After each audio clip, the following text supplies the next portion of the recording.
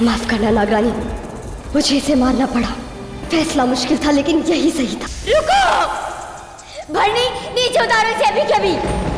भरनी, ये आदेश है मेरा, नीचे उतारो अभी के अभी। एक मिनट, वो किताब में है। उस किताब में लिखा था, मैंने पढ़ा था, वो किताब में है। जिस किताब ने मुझे इसे मारने का कारण दिया था, उसी किताब ने मुझे इसे ना मारने का कारण भी दिया है। स्मृतिलोक विद्या। क्या मेरे पास स्मृतिलोक विद्या है भरनी? तो तुम ऐसा करोगी भरनी? तुम इसे सम्मोहित करो, इसकी याददाश्त से बात मिटा दो, किसी मुझे नागिन रूप में देखा है। मैं ऐसा नहीं कर सकती। तुम ऐसा करोगी भरनी? ये आदेश है मेरा। आपका आदेश सर आंखों पर मेरे पास ये विद्या नहीं है। स्मृतिलोक विद्या ये एक विशेष विद्या है जो किसी भी नागिन को जन्म से नहीं मिलती, बल्कि प्राप्त करनी पड़ती है। और इसे पाना उतना ही कठिन है जितना कि समुद्र मंथन को समझना था।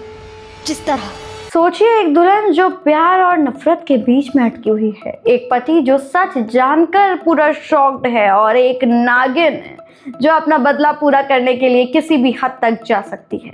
यह एपिसोड वही हाई वोल्टेज ड्रामा लेकर के आया है और शुरुआत होती है जब आहाना आर्यमन को अपने कमरे में ले जाती है, लेकिन उसके वर्ड्स से क्लियर हो चुका है कि ये नॉर्मल शादी नहीं, बस ऊपरी दिखावे की शादी है। अंदर रिवेंज का वॉल्केनो भाई अनंता और आर्यमन दोनों के मन में फूट रहा है। अनंता का एंगल इमोशनल लेयर्ड ऐड कर देता है क्योंकि उसका पास्ट और उसकी खुशी सब कुछ छीन ली गई थी। आहाना के दिल में आर्यमन के लिए सिर्फ नफरत ही नफरत है और एक गहरा जख्म जो फैमिली की मौत से जुड़ा हुआ है। दूसरी तरफ है एरुल और परमीत का डेंजरस प्लान। नागमणि उनका फाइनल टारगेट है और टाइम लिमिट सिर्फ 4 दिन की है।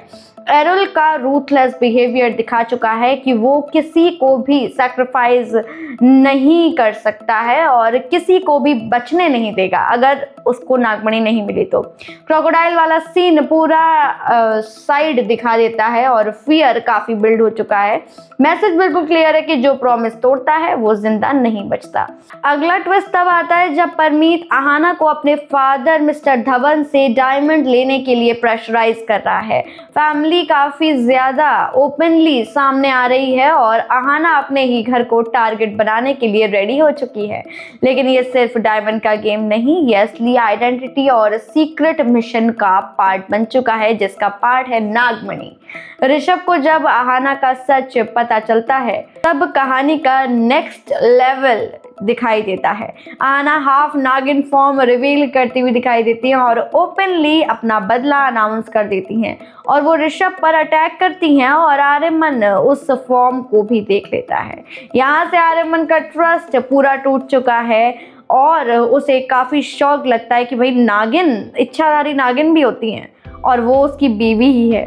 टेम्पल सीक्वेंस पूरा माइथोलॉजिकल इंटेंसिटी के साथ में भरा हुआ है। भरनी एंट्री लेती हैं और आर्यमन को बताती हैं कि आहाना असल में अनंत कुल की नागरानी है, अनंता है।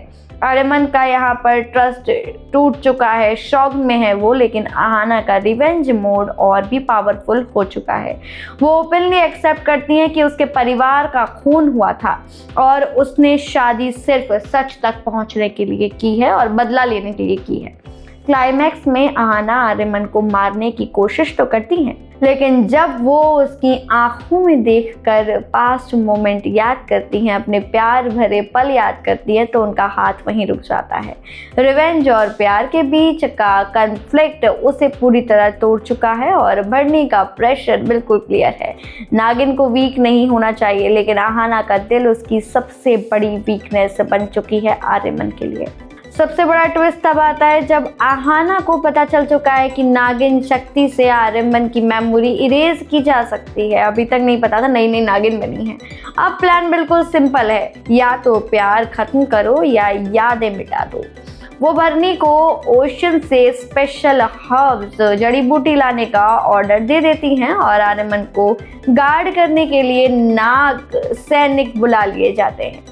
एपिसोड के एंड में एक चीज क्रिस्टल क्लियर हो चुकी है कि हिस्ट्री रिपीट होने वाली है।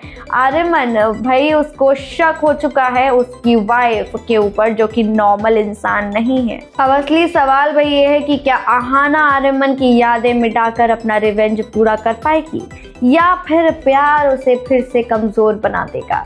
क्या आहाना की शक्ति आर्यमन पर चल पाएंगी? क्या नागमणि का राज इस सब के पीछे कोई मेन रीजन, कोई मेन रिवेंज लेकर आने वाला है? और अगर आर्यमन को सच याद रहा तो क्या वो नागिन्स के खिलाफ खड़ा हुआ नजर आएगा या फिर उसके अंदर भी कोई और शक्ति है?